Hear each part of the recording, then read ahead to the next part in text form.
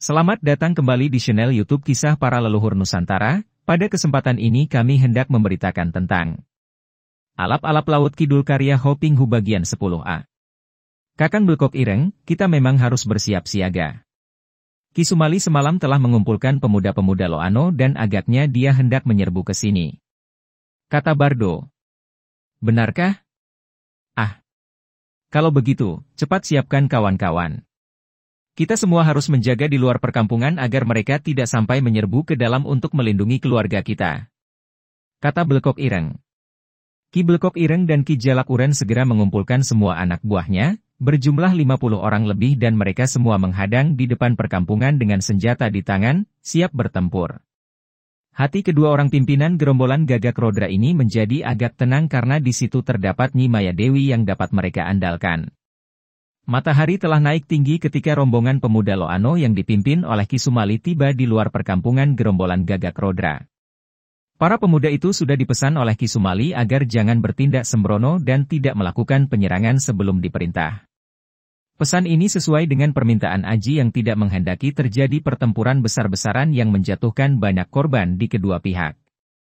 Kalau mungkin, dia hendak menyadarkan gerombolan Gagak Rodra itu. Yang perlu ditundukkan adalah para pemimpinnya, karena kalau para pemimpinnya sudah dapat ditundukkan, tentu anak buahnya mudah diatur. Ki Sumali dan Aji berjalan di depan rombongan pemuda itu dan setelah berhadapan dengan gerombolan itu di depan perkampungan, mereka berhenti dan saling pandang.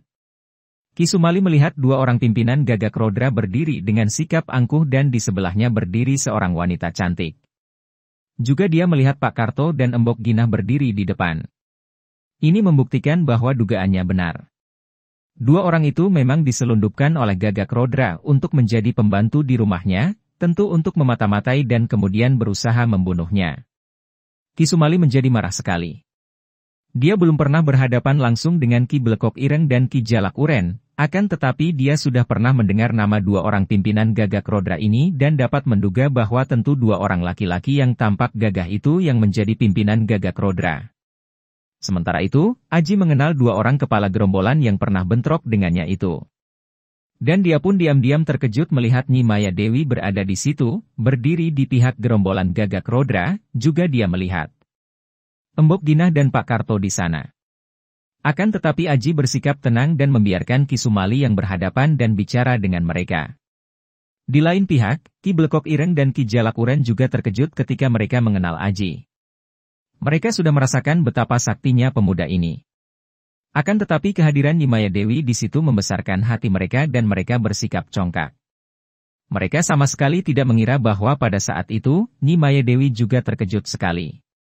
Tentu saja ia mengenal Aji, akan tetapi ia diam saja dan diam-diam memutar otaknya mencari akal untuk dapat mengatasi pemuda yang sakti mandraguna itu.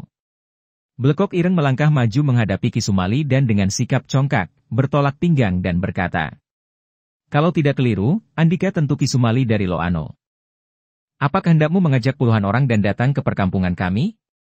Ki Sumali memandang kepada dua orang laki-laki bertubuh tinggi itu, kemudian menjawab, "Tidak salah lagi kiranya, kalian berdua tentu yang bernama Blekok Ireng dan Jalak Uren, pimpinan gerombolan Gagak Rodra. Tidak salah dugaanmu, aku adalah Ki Blekok Ireng dan ini adalah Ki Jalak Uren. Kami pimpinan perkumpulan Gagak Rodra. Heh, Ki Sumali, apakah hendakmu datang ke perkampungan kami?" Ki Sumali tersenyum mengejek. "Perlukah kalian bertanya lagi? Mengapa kalian masih berpura-pura tidak mengerti? Kalian telah mencoba untuk menculik istriku Winarsi. Kemudian kalian menyelundupkan dua orang hina yang mengaku Karto dan Ginah itu untuk mencoba membunuh kami, dan kini kalian masih bertanya apa maksudku datang ke sini. Kalian bukan laki-laki sejati, mempergunakan cara yang curang dan pengecut. Kalau kalian memang hendak memusuhi aku, sekarang aku datang untuk menantang kalian bertanding seperti laki-laki jantan. Ki Sumali manusia sombong. Sikapmu yang sombong itu yang memancing permusuhan. Kalau engkau menuruti kehendak Aki Somat, tentu kami tidak akan memusuhimu dan kita dapat bekerja sama dan sama-sama hidup mulia dan senang. Apa yang kami lakukan kepadamu itu adalah sesuai dengan perintah Aki Somat. Oleh karena itu, kalau engkau hendak bertanya tentang itu, tanyalah saja kepada Aki Somat." Tak salah dugaanku. Kalian gerombolan Gagak Rodra juga sudah menjadi antek-antek Belanda. Hei orang-orang Gagak Rodra, tidak malukah kalian? Lupakah kalian bahwa kalian adalah orang-orang Jawa dan tinggal di Nusa Jawa? Apakah kalian begitu hina untuk mengkhianati bangsa sendiri, hendak menjual tanah air kepada bangsa Belanda? Sadarlah kalian, orang-orang Lembah Kalibogawanta, dan mari kita membantu Mataram untuk menentang Kompeni Belanda.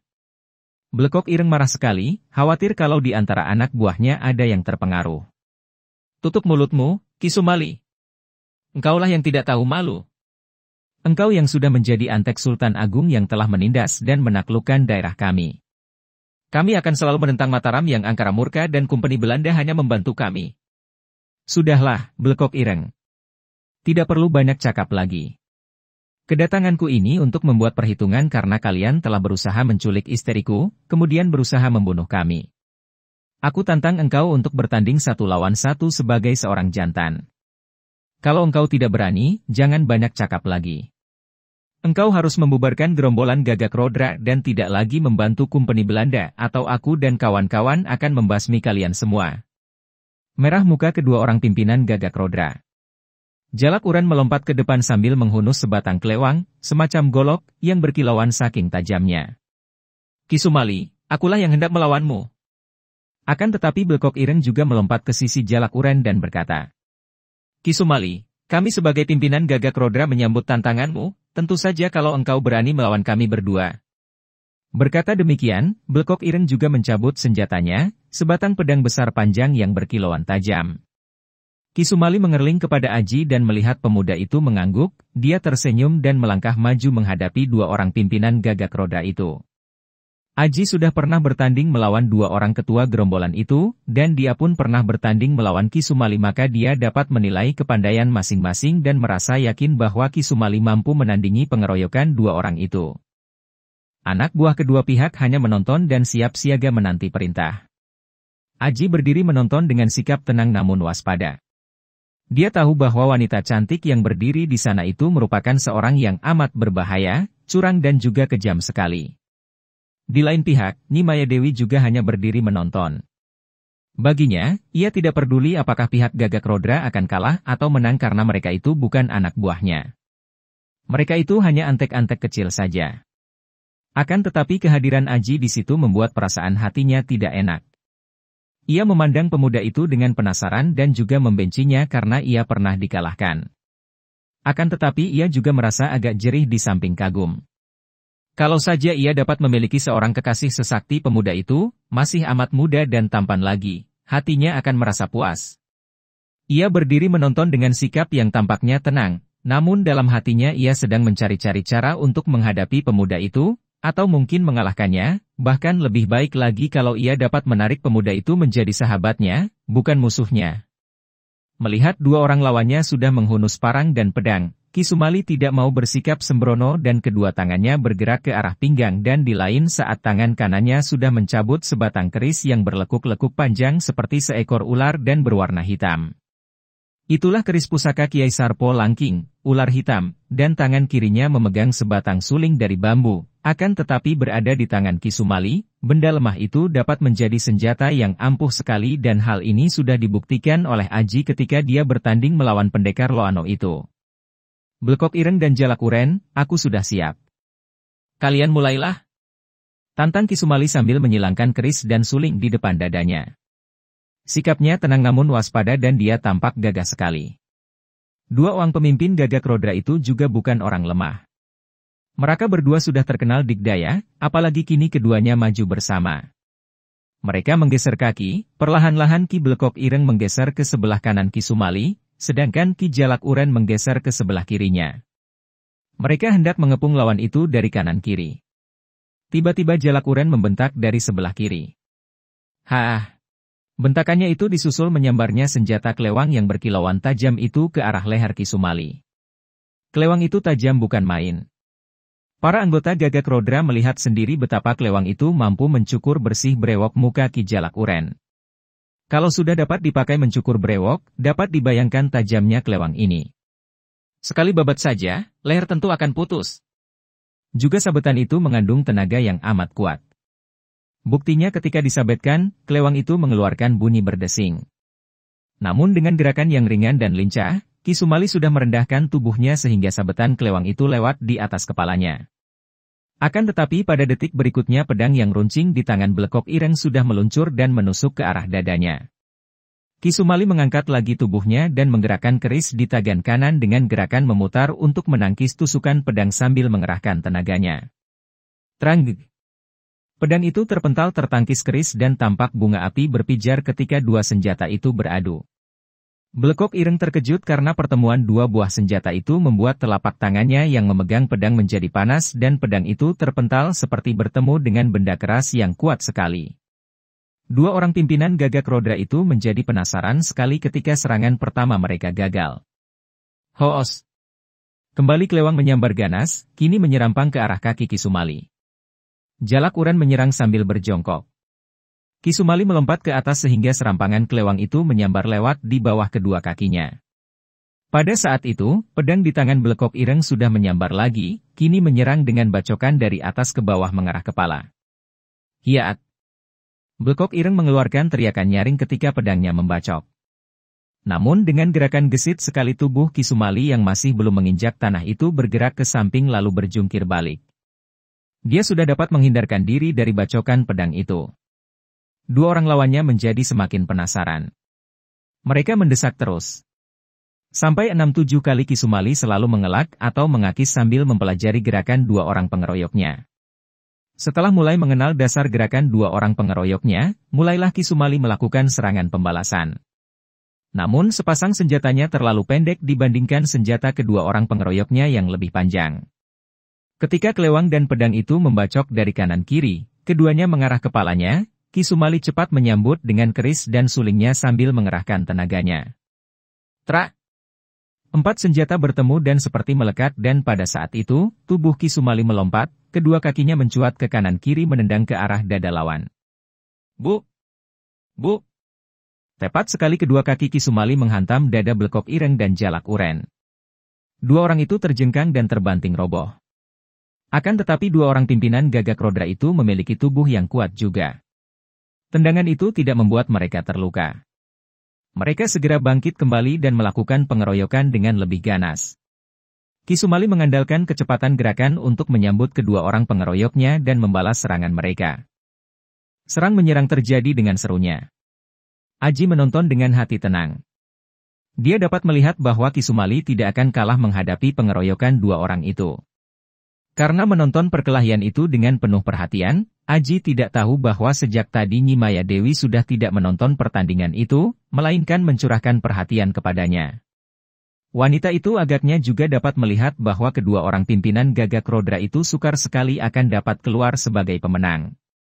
Maka ia mengalihkan perhatian sepenuhnya kepada Aji. Biarpun Sumali cukup sakti, namun ia masih merasa yakin bahwa ia akan mampu mengalahkan pendekar Loano itu. Yang berbahaya baginya adalah pemuda sederhana itu. Maka ia harus dapat mendahuluinya, sebelum kedua orang pimpinan Gagak Rodra kalah. Karena kalau kedua orang itu sudah kalah, kedudukannya menjadi sulit dan berat sekali kalau ia harus melawan Sumali dan Lindu Aji. Selagi perhatian Aji tertarik kepada pertandingan itu, Nyi Maya Dewi sejak tadi diam-diam telah menghimpun seluruh tenaga batinnya, mulutnya berkemak-kemik membaca mantera dan ia mengerahkan Aji pengasihan yang disebut Aji Pelet Mimi Mintuno. Setelah merasa bahwa kekuatan Aji Pengasihan itu sudah mencapai puncak kekuatannya, ia lalu melangkah perlahan menghampiri Aji. Setelah berdiri dalam jarak kurang lebih 4 meter di sebelah kiri pemuda itu, ia lalu memasang Aji Pengasihan itu, suaranya merdu merayu ketika ia berkata lirih namun mengandung getaran aneh dan cukup keras untuk terdengar oleh Aji yang berdiri dekat. Aji, wong bagus. Inilah aku jodohmu. Kita sehidup semati, atau teruntuk berkasih-kasihan seperti Mimi dan Mintuno. Kesinilah, sayang, aku rindu kepadamu. Aji menoleh dan dalam pandangan matanya, wanita itu tampak ayu manis, cantik jelita seperti seorang dewi kahyangan. Mata itu demikian jeli indah, sinarnya sayu lembut setengah terpejam mengandung gairah membangkitkan rangsangan berahi, hidung kecil mancung itu cupingnya bergerak-gerak lembut mengembang kempis, mulut itu sedikit ternganga, sepasang bibir yang tipis, penuh, lembut dan merah membasah itu seperti terengah, merekah menantang. Tubuh yang ramping padat, mengkal lembut itu seolah menuntut untuk didekap dan dibelai. Aji belum pernah merasa tertarik oleh kecantikan wanita, kecuali ketika dia bertemu dengan Ratu Awan dan Sari yang membuatnya kagum namun penuh hormat. Sekali ini merasa tersedot oleh daya tarik yang luar biasa, baru sekali ini selama hidupnya dia mengalami berkobarnya gairah berahi dalam dirinya dan dengan sendirinya kedua kakinya melangkah, memenuhi panggilan wanita itu. Pengalaman yang baru sekali dirasakannya itu membuat Aji terkejut dan segera dia menyadari bahwa hal ini adalah tidak wajar. Kesadaran sekilat ini bagaikan sinar menyambarnya dan otomatis dia sudah tenggelam dalam Aji Tirta Bantala yang dia dapatkan dari mendiang Ki Tejo Budi. Matanya terpejam, bibirnya bergerak-gerak dan dengan suara berbisik dia menyebut, Allah, Allah, Allah. Pada saat itu, berhentilah semua nafsu hati, akal dan pikiran yang tadi mencengkeramnya dan dia merasa dirinya tenang dan bersih kembali. Ketika dia membuka mata memandang ke arah Nimaya Dewi yang berdiri dalam jarak 3 meter darinya itu, dia melihat wajah yang tetap cantik akan tetapi mengerikan. Mata itu mencorong penuh nafsu, mulut yang indah bentuknya itu menyeringai sehingga tampak kejam mengerikan. Ya ampun, Gusti. Aji berbisik lirih dan kakinya bergerak mundur beberapa langkah menjauhi wanita itu. Nimaya Dewi yang tadinya merasa girang dan hampir yakin bahwa Aji pengasihan pelet Mimi Mintuno yang dikerahkan itu tentu berhasil, menjadi terkejut dan kecewa marah melihat pemuda itu sadar kembali. Ia tahu bahwa pengaruh Aji pengasihannya itu telah gagal. Dengan marah sekali ia mengeluarkan segenggam daun sirih dan setelah berkemak-kemik membaca mantera ia berseru. Aji, mampuslah engkau diserang barisan ularku. Dan ia lalu membanting segenggam daun sirih itu ke atas tanah. Seruan itu terdengar pula oleh para pemuda Loano yang menonton dan mereka terbelalak keheranan dan ngeri melihat betapa daun-daun yang dibanting wanita cantik itu benar-benar telah berubah menjadi banyak ular weling yang merayap ke arah Aji dengan sikap buas. Para pemuda Loano ini tadi melihat betapa wanita itu seperti merayu Aji.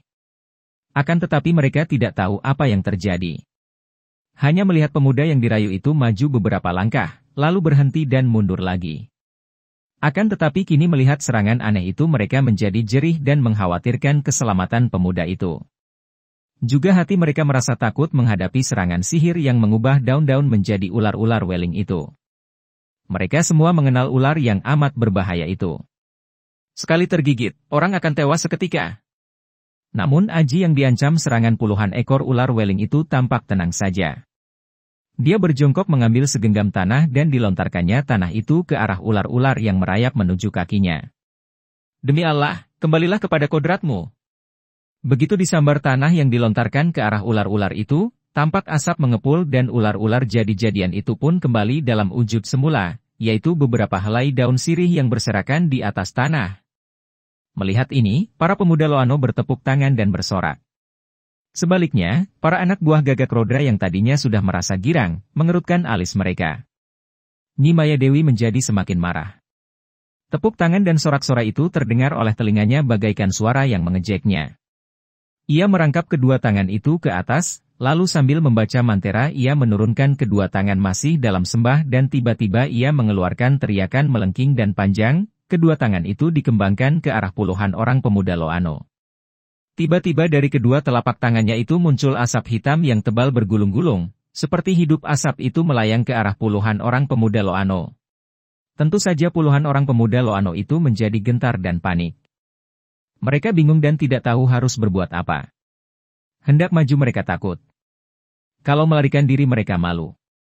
Akan tetapi pada saat itu, tampak bayangan berkelebat dan Aji sudah melompat ke depan kelompok pemuda Loano itu.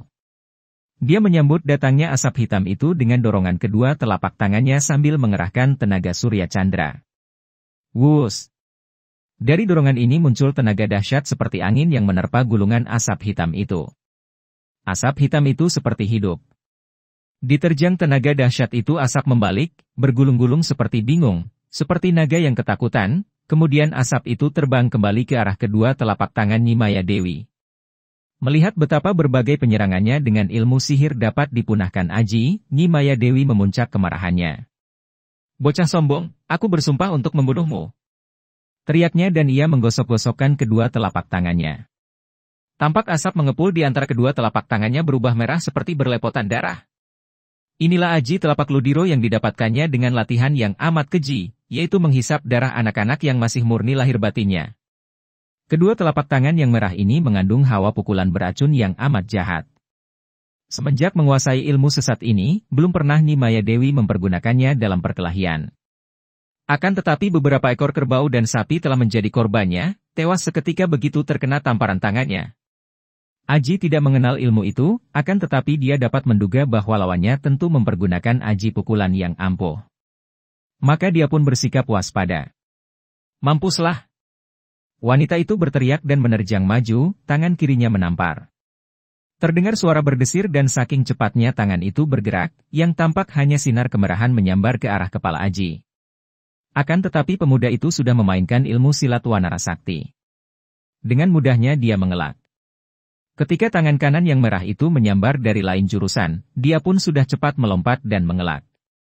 Wanita itu semakin penasaran dan terus mendesak, namun tubuh Aji dengan cepatnya berloncatan ke sana-sini, kadang-kadang melompat dan jungkir balik, namun semua serangan wanita itu hanya mengenai tempat kosong. Aji sendiri belum mau membalas karena bagaimanapun juga, dia tidak ingin memukul orang, apalagi orang yang dilawannya itu adalah seorang wanita. Rasanya tidak pantas memukul seorang wanita.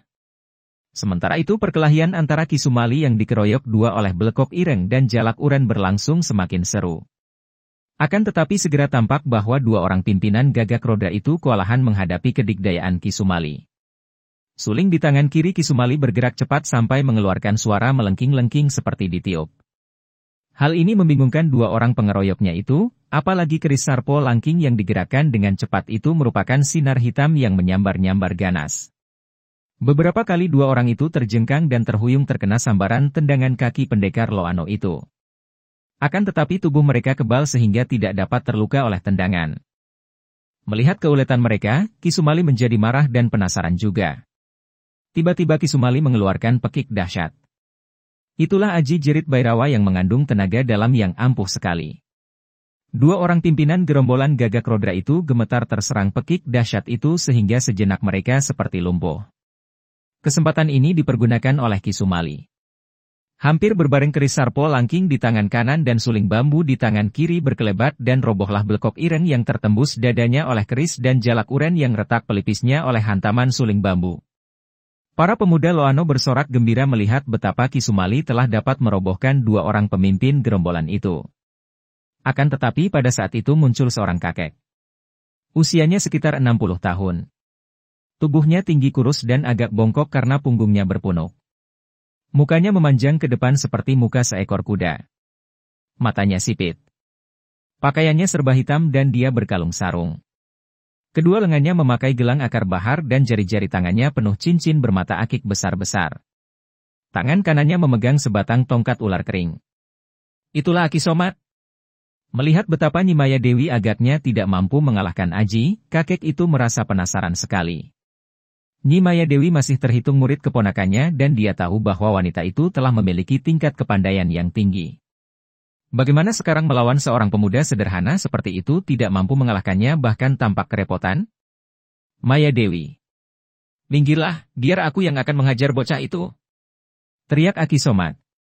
Melihat kedatangan paman gurunya yang dalam kedudukannya sebagai telik dandi, mata-mata, Kumpeni Belanda masih berada di bawah kedudukannya sendiri sebagai pengawas umum, Nyi Maya Dewi merasa girang sekali. Paman, jangan bunuh dia. Tangkap hidup-hidup untukku. Teriaknya sambil melompat ke samping. Dasar mata keranjang. Aki Somat terkekeh dan dia lalu menghadapi Aji. Sementara itu, melihat betapa dua orang pimpinan gerombolan Gagak Rodra sudah tewas oleh Kisumali, Nyi Maya Dewi menjadi marah sekali dan ia sudah meloncat ke depan dan langsung menyerang pendekar Loano itu dengan ganas. Wanita ini sudah melolos senjatanya, yaitu sabuk Cinde Kencana. Begitu diputar, sabuk itu berubah menjadi gulungan sinar emas yang menyambar-nyambar ke arah Kisumali. Pendekar Loano ini sudah siap, cepat dia menggerakkan keris dan sulingnya untuk menangkis dan balas menyerang. Mereka berdua tanpa banyak cakap lagi, sudah saling serang dengan sengit. Adapun Aki Somat yang berhadapan dengan Aji, berkemak-kemik membaca mantera. Kemudian dia menudingkan tongkat ular kering itu ke arah kepala Aji dan berseru. Terimalah ini dan mati engkau. Tiba-tiba dari ujung tongkat itu tampak sinar meluncur dibarengi suara menggelegar seperti ada petir menyambar ke arah kepala Aji. Pemuda ini maklum bahwa lawannya ini memiliki ilmu sihir yang amat kuat dan sambaran petir yang keluar dari tongkat itu berbahaya sekali. Dia lalu berlindung ke dalam Aji Tirta Bantala, dirinya menjadi kosong terisi kekuasaan Tuhan yang membuat dirinya seolah menjadi seperti bumi atau air.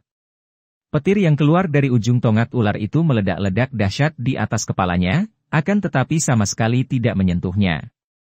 Yang diserang itu seolah merupakan bumi atau air sehingga sama sekali tidak terpengaruh, bahkan tidak meninggalkan bekas. Aki Somat terbelalak heran melihat serangan petirnya itu sama sekali tidak menyentuh pemuda itu seolah diri pemuda itu terlindung perisai tak tampak yang amat kuat. Dia merasa heran bukan main. Kalau pemuda itu mengeluarkan aji kesaktiannya, menyambut serangannya dengan tenaga sakti untuk menangkis, dia tidak akan merasa heran. Akan tetapi pemuda itu diam saja. Seolah menyerah dirinya diserang tanpa melawan, akan tetapi anehnya, tenaga serangannya tidak mampu menyentuhnya. Aki Somat merasa penasaran.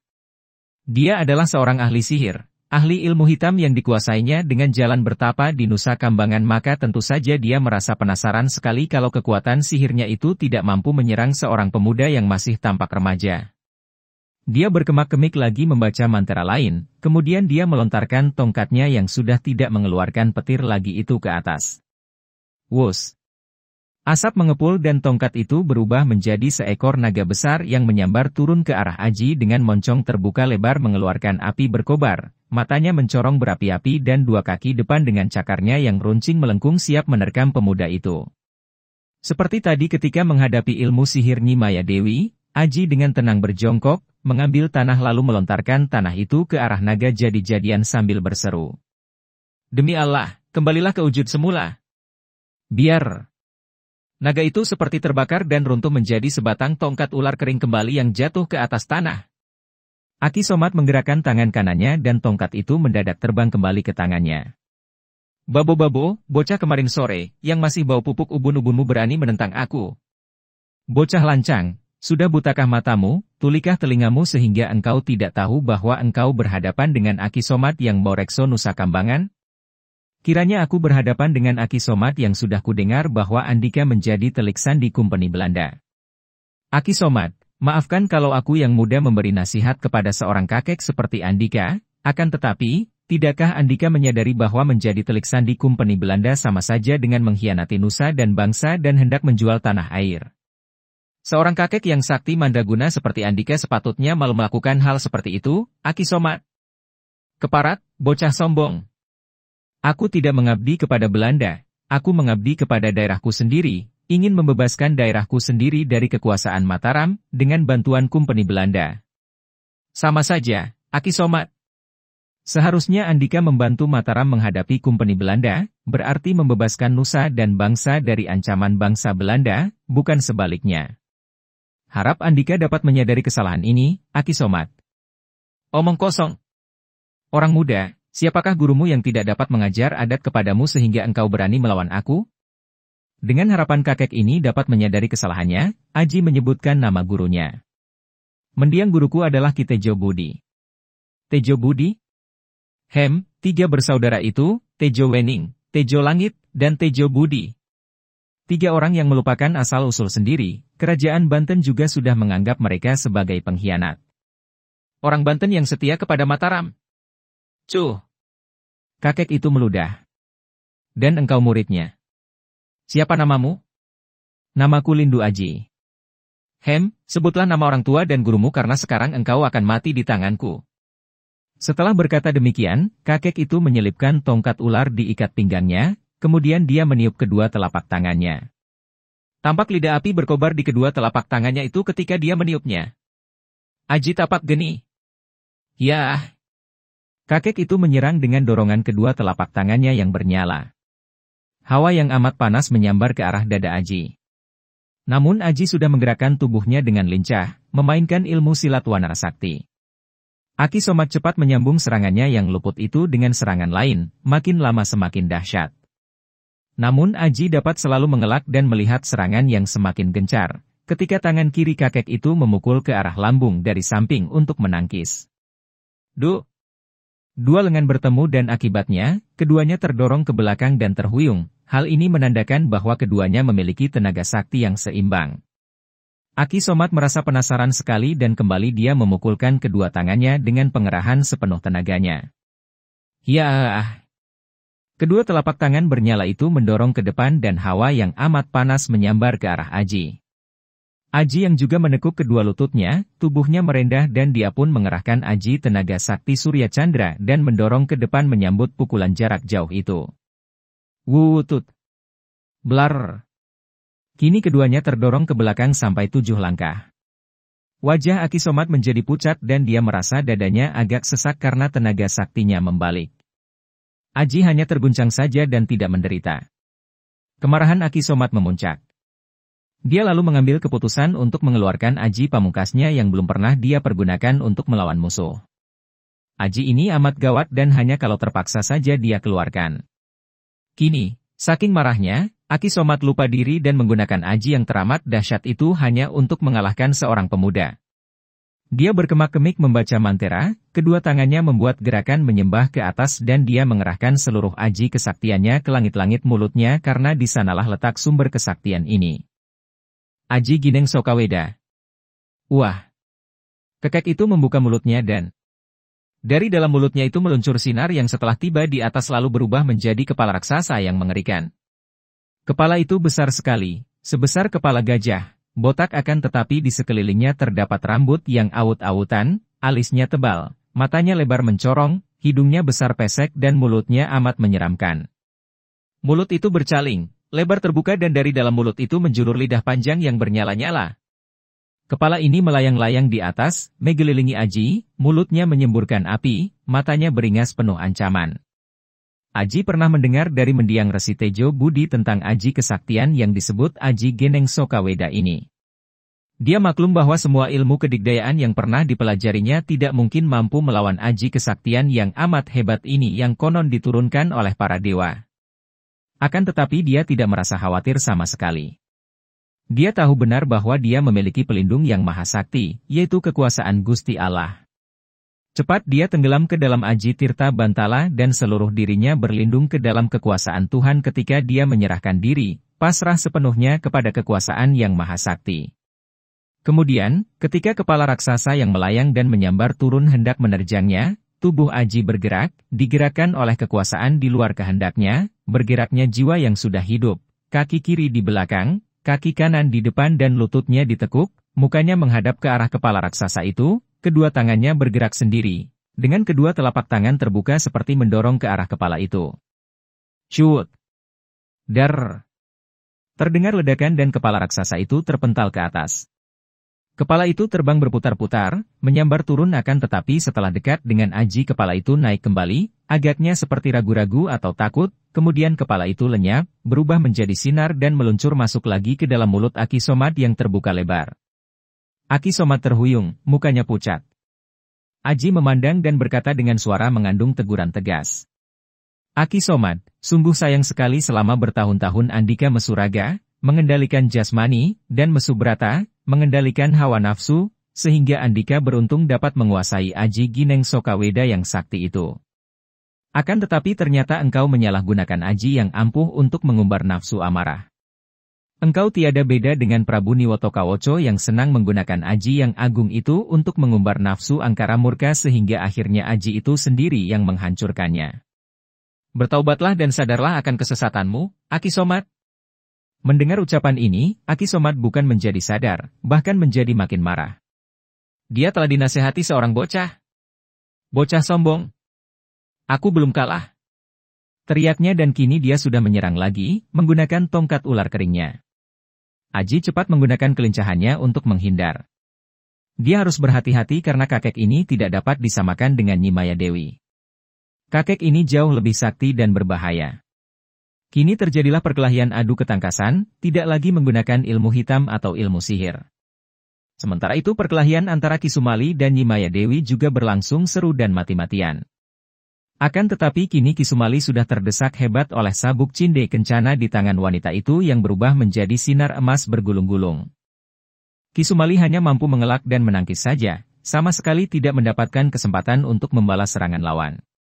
Bahkan dadanya sudah terkena tendangan kaki wanita itu sehingga napasnya terasa agak sesak dan pundak kirinya terkena sabetan ujung sabuk sehingga lengan kirinya terasa ngilu.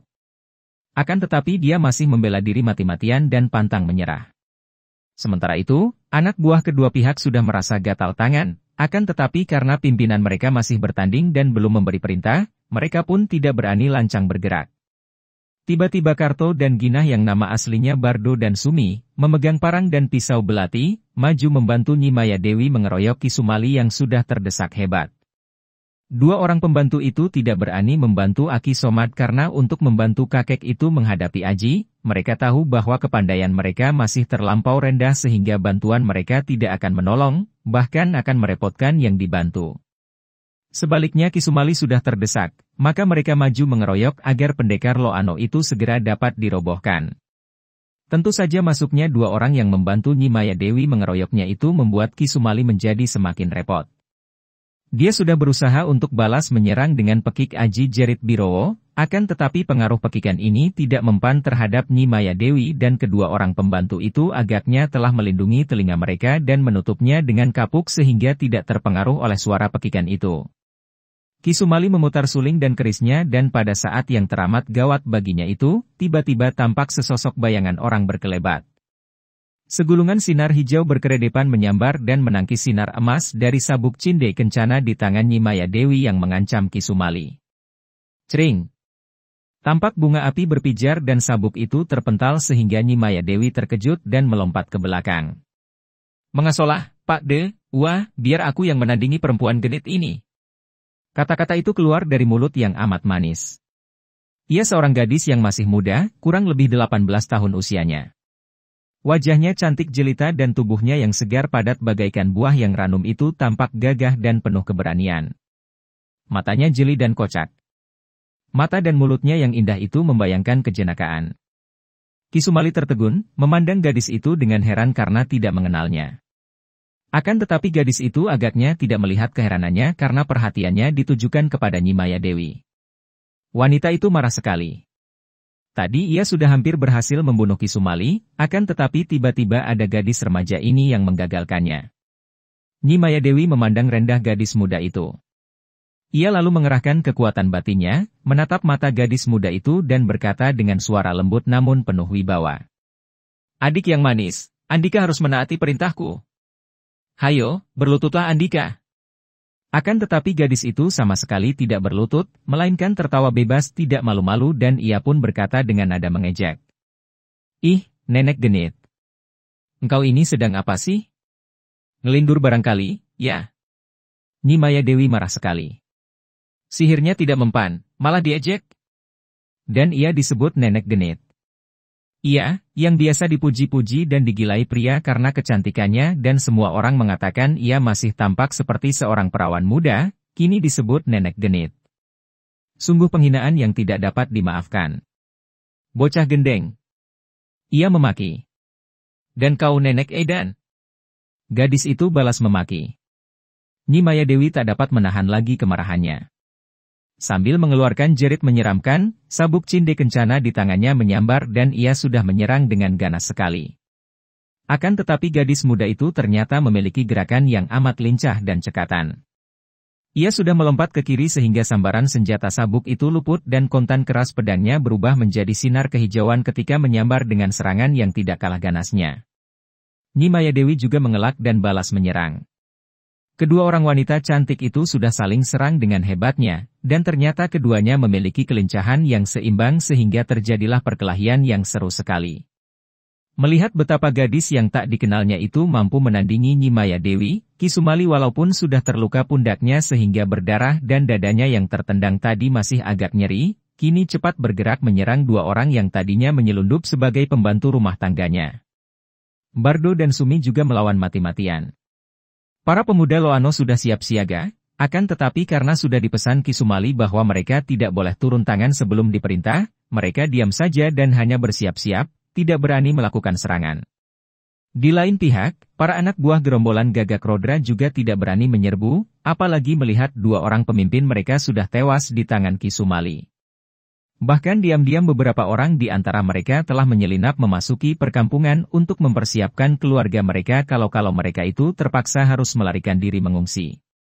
Mereka menyuruh para keluarga yang terdiri dari wanita dan kanak-kanak itu untuk keluar dari perkampungan melalui pintu belakang perkampungan, di dekat Kali Bogawanta.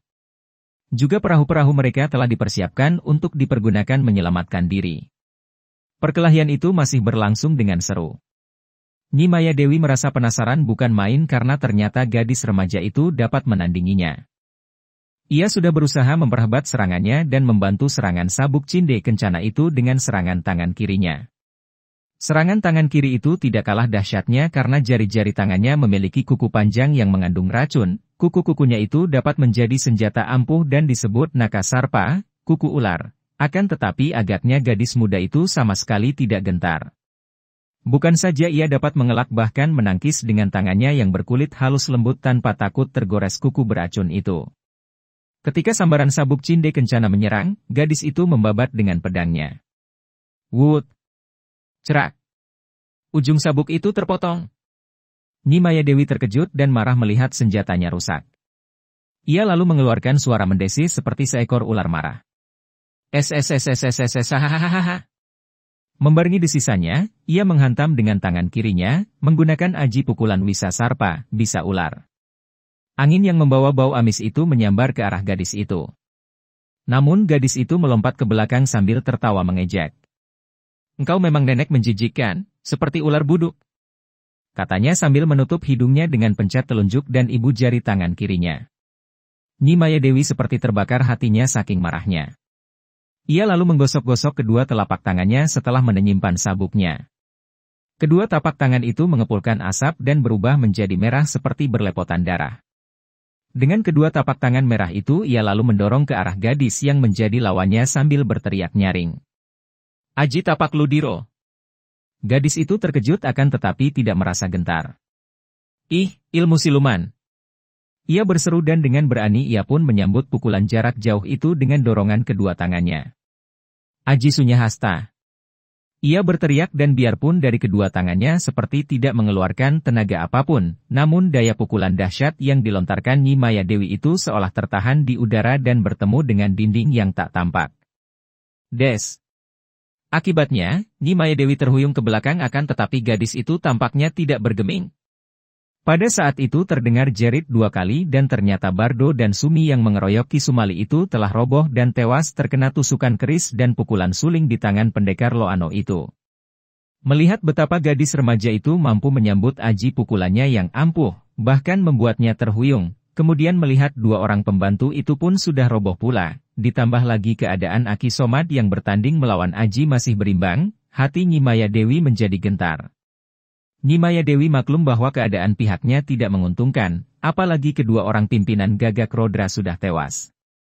Pemuda yang bernama Aji itu saja sudah merupakan lawan tangguh dan sekarang tiba-tiba muncul gadis remaja yang sakti mandraguna itu. Ia mengambil sesuatu dari pinggangnya dan membantingnya ke atas tanah. Itulah senjata api peledak yang didapatkan Nyi Maya Dewi dari Jenderal Jacques, Panglima Kompeni Belanda yang memimpin pasukan kompeni di Batavia dan menjadi kepala pula dari jaringan Telik Sandi. Dar! Tampak api meledak dan disusul asap tebal memenuhi tempat itu. Aki Somad, kita pergi! Terdengar Nyi Maya Dewi berseru. Aki Somad mengerti. Dia sendiri sedang bingung karena dia belum juga mampu mengalahkan lawannya. Jangankan mengalahkan, mendesak pun dia belum mampu. Pemuda itu tangguh sekali dan keadaan mereka masih berimbang. Ilmu apapun yang dia kerahkan dan keluarkan untuk menyerang, selalu dapat ditandingi pemuda itu. Maka, melihat ledakan berasap dan mendengar seruan Nyi Maya Dewi, Aki Somad menggunakan keadaan yang gelap dan lawannya melompat mundur itu untuk melompat jauh dan melarikan diri. Para anak buah Gagak Rodra menjadi ketakutan. Mereka merasa gelisah, hendak menyerang tidak berani dan sudah kehilangan pimpinan, mau lari takut kalau diserbu para pemuda Loano itu.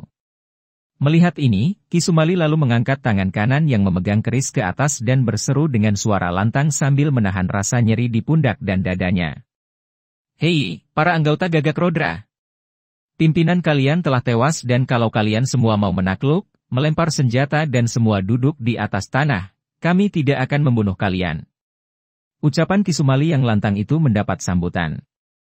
Mula-mula para anggota yang sudah tua membuang senjata dan duduk di atas tanah, lalu diturut para anggota lain dan akhirnya semua anggota perkumpulan itu membuang senjata dan duduk dengan sikap menyerah. Bagus. Kalian semua telah menyerah.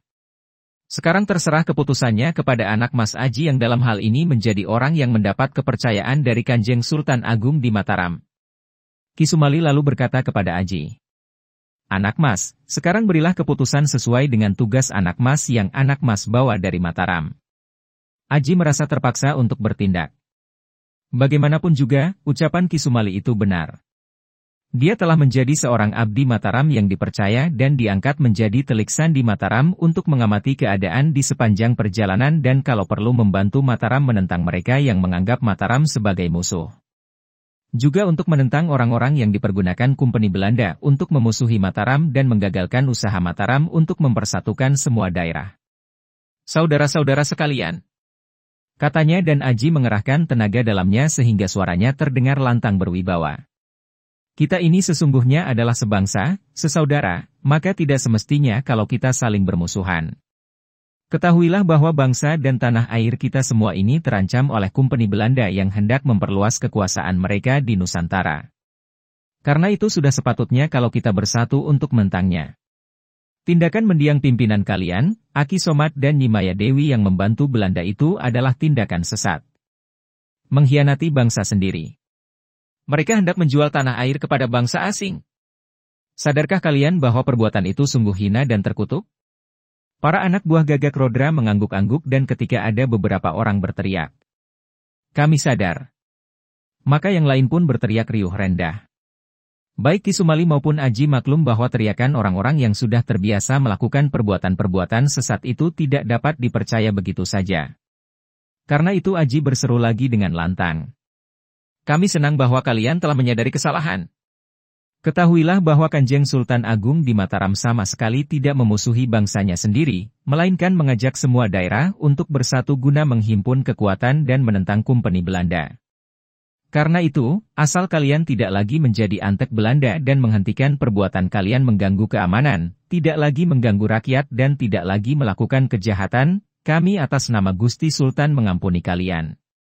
Kalian boleh terus tinggal di perkampungan itu, bahkan boleh membangun lagi Gagak Rodra dan memilih pimpinan baru.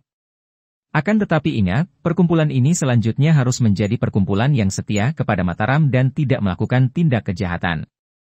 Kalau kelak terbukti kalian kembali menjalankan kejahatan seperti membajak, merampok apalagi menjadi antek Kompeni Belanda, kami akan kembali membawa pasukan dan membasmi kalian. Kisumali lalu berkata lantang. Kalian mengenal aku dan akulah yang menjadi saksi bahwa kalian akan mentaati pesan anak Mas Aji tadi.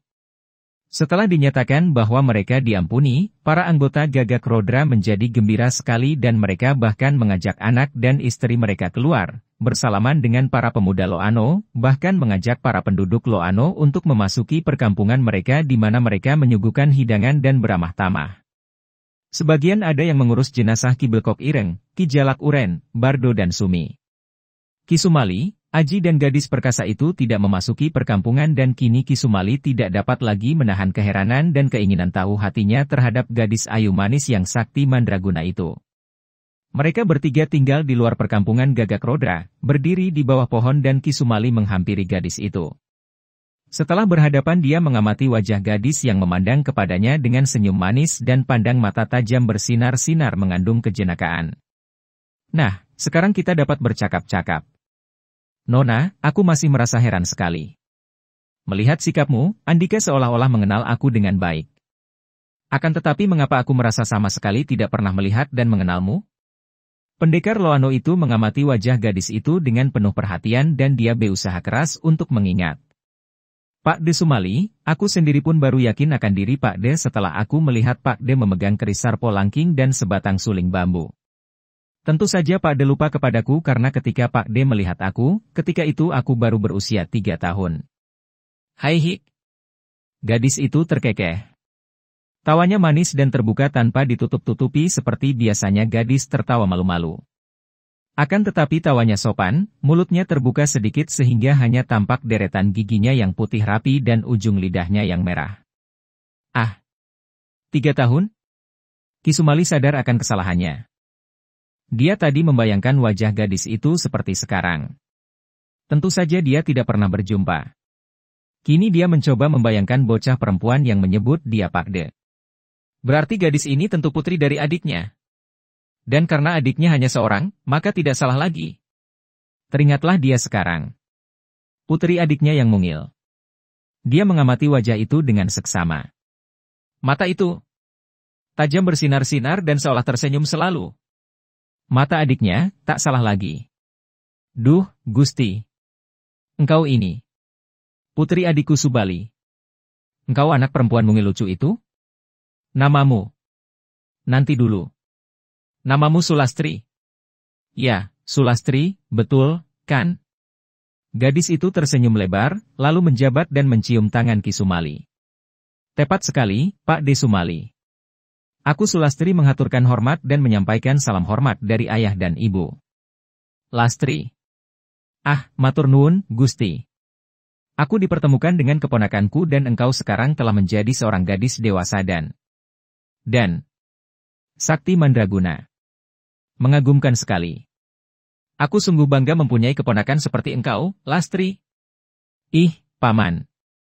Jangan memuji setinggi langit, nanti kepalaku bisa membengkak dan membawaku membubung tinggi lalu pecah di udara. Paman membikin aku malu saja. Katanya dan mata yang tajam itu dengan sembunyi-sembunyi mengerling ke arah Aji yang sejak tadi hanya mendengarkan tanpa berani menatap wajah gadis itu secara langsung. Oh ya, aku sampai lupa saking gembiraku. Lupa memperkenalkan kalian. Anak Mas Aji, seperti engkau sudah mendengar sendiri, Dara Perkasa ini ternyata keponakanku sendiri, putri dari adikku Subali yang tinggal di Galuh, namanya Sulastri. Lastri, pemuda ini bernama Lindu Aji. Dia datang dari Mataram dan engkau tadi pun sudah mendengar. Dia ini seorang kepercayaan dari Gusti Sultan Agung di Mataram. Dua orang muda ini saling pandang. Aji hanya menatap wajah itu sekelebatan saja. Dia merasa tidak pantas dan malu kalau harus berlama-lama menatap wajah yang ayu manis itu. Di lain pihak, Sulastri memandang wajah Aji dengan penuh perhatian, bahkan tidak menyembunyikan keheranannya tanpa malu-malu atau rikuh. Lindu Aji? Namanya kok lucu? Kata Sulastri, sikapnya wajar, benar-benar heran, tidak bermaksud mentertawakan. Sebut saja aku Aji. Kata Aji perlahan. Aji, aku melihat tadi ketika Andika menandingi kakek itu. Kepandaianmu hebat. Sulastri memuji. Lastri. Engkau jauh lebih muda, masih remaja. Jangan panggil nama anak Mas Aji begitu saja. Sebut dia Kakang Mas. Ki Sumali menegur keponakannya. Gadis itu tersenyum dan mengerling nakal ke arah pamannya. Ah, Pak De ini. Aku bukan anak kecil lagi, loh. Usiaku sudah 18 tahun. Ki Sumali tertawa. Baru 18 tahun. Anak Mas Aji tentu jauh lebih tua. Bukankah begitu, anak Mas Aji? Usia saya 20 tahun, Paman. Nah, Lastri, kau dengar sendiri. Anak Mas Aji ini lebih tua 2 tahun daripada engkau. Sudah sepatutnya engkau menyebut dia Kakang Mas. Lastri tertawa. Hai hik, baiklah, Pak De. Kakang Mas Aji, engkau masih begini muda sudah menjadi seorang senopati Mataram. Hebat. Ah, Nimas Sulastri, aku sama sekali bukan seorang senopati Mataram. Aku hanya berjanji kepada Gusti Sultan Agung untuk membantu Mataram dalam perjalananku ke barat. Ah, kenapa kita bercakap-cakap di sini? Lastri, mari ikut aku pulang. Engkau tentu ingin bertemu dengan budemu, bukan? Gadis itu memandang Pak De-nya dengan mata terbelalak. Bude? Wah, Pak De, ini merupakan kejutan menggembirakan. Menurut kata ayahku, Pak De hidup menyendiri, tidak menikah. Ki Sumali tersenyum. Aku sudah menikah, 3 tahun yang lalu, Lastri. Pak De sudah mempunyai anak? Ki Sumali menggeleng kepalanya. Belum. Mari, Lastri, engkau ikut denganku. Banyak yang harus kau ceritakan tentang orang tuamu di sana nanti. Mari, anak Mas Aji, kita pulang. Mereka bertiga lalu meninggalkan tempat itu, membiarkan orang-orang Loano yang kini menjadi sahabat dan beramah tamah dengan para anggota Gagak Rodra dan keluarga mereka. Winarsih menyambut pulangnya Ki Sumali dan Aji dengan gembira dan lega bukan main. Wanita yang ditinggalkan di rumah kepala dusun itu selalu merasa gelisah. Maka, ketika ia mendapat kabar dari seorang tetangga yang dimintai tolong oleh Ki Sumali untuk mengabarkan kepada istrinya bahwa dia sudah pulang, Winarsih cepat meninggalkan rumah kepala dusun dan berlari pulang. Melihat suaminya dan Aji berada di beranda rumah, ia menghampiri mereka dan dengan wajah cerah gembira ia berkata, "Ikuti terus kisah alap-alap Laut Kidul selanjutnya dengan cara klik subscribe dan juga loncengnya, agar Anda selalu mendapatkan notifikasi jika channel YouTube ini mengupload video berita terbaru."